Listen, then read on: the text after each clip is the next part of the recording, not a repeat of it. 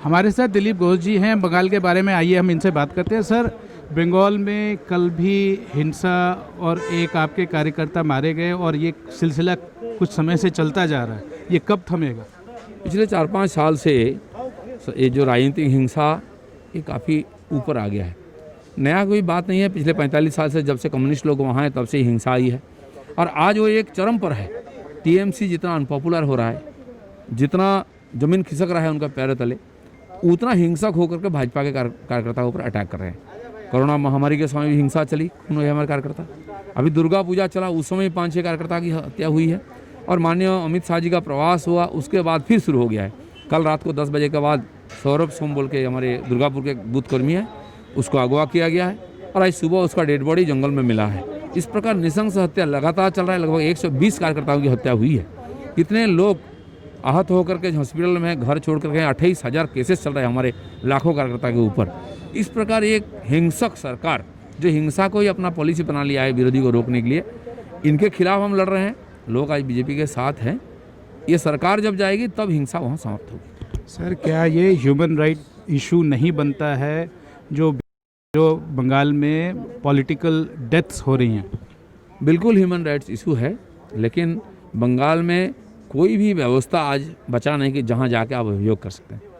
एक महिला के ऊपर बलात्कार होती है, वो थाना में एफआईआर करने के लिए जाते हैं, रात भर उनको बैठाया रखा जाता है। आप समझ सकते हैं क्या स्थिति है वहाँ। तो इसलिए हम एक लोकतांत्रिक देश में, लोकतांत्रिक व्यवस्था में, लोकतांत्रिक आंदोलन के माध्यम से लोगों को जगा रहे हैं कि ये सरकार की विदाई हो। ये कोई एक अलग घटना नहीं है, ये सरकार की पॉलिसी बन चुकी है कि हिंसा के द्वारा और बीजेपी को रोका जाए। तो इतना दूर हम लड़के आए हैं, इतने लोग बलिदान दिए हैं। आगे यार 4-6 महीना है, तब उसके बाद ही नया सरकार आएगा तो नया व्यवस्था खड़ा होगा। सर, एक और बात ये इम्पॉर्टेंट है कि 2 दिन पहले अमित शाह जी वहाँ 2 दिन रह के आए। उन्होंने कई सवाल पूछे वहाँ के सरकार से, अभी तक कोई जवाब नहीं आया है। क्या ये सवाल को नज़रअंदाज कर सकती है बंगाल की गवर्नमेंट, बंगाल की तृणमूल कांग्रेस?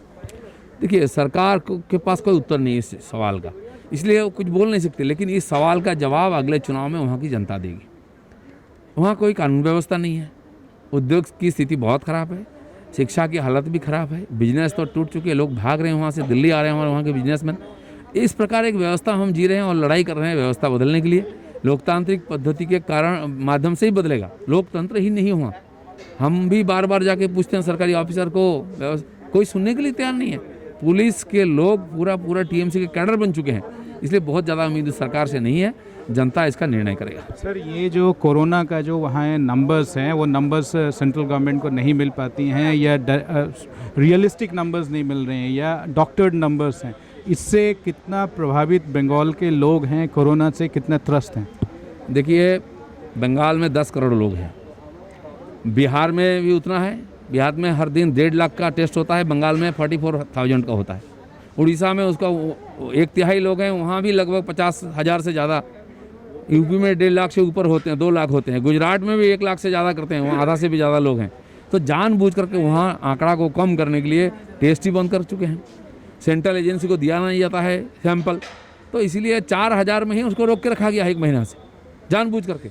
अगर टेस्टिंग शुरू हो जाए तो बंगाल सबसे ऊपर आ जाएगा। केवल लोगों को भ्रमित करने के लिए ये सारी व्यवस्था किया गया। क्या ये नंबर्स जो डेथ के नंबर्स हैं, आपको उसमें भी आशंका है जो बंगाल सरकार दे रही है? बिल्कुल, डेथ का भी जो संख्या है उस भी पहले से ही उसको लेके तर्क वितर्क है।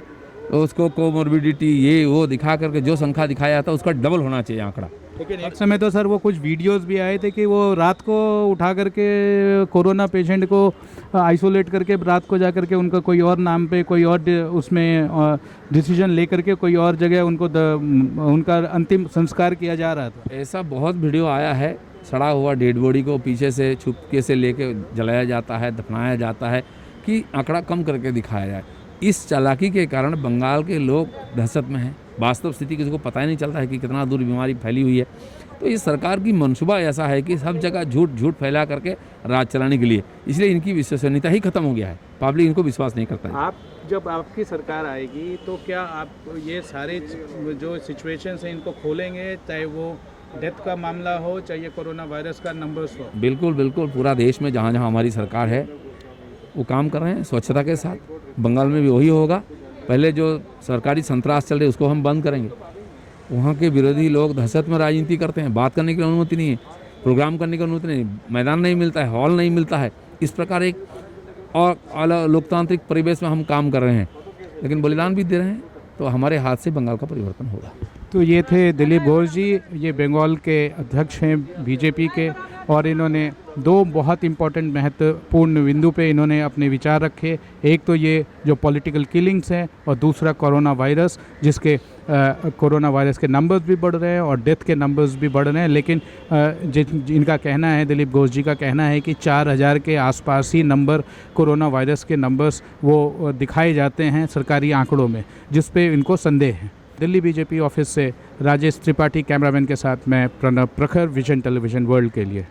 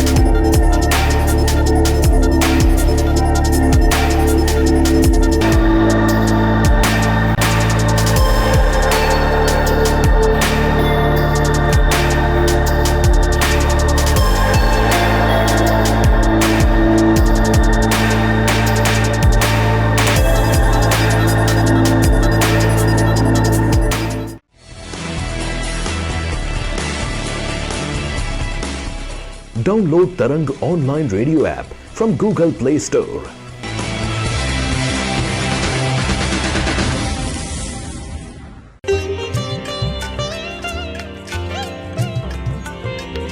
You are listening to Tarang Devotional Online Radio.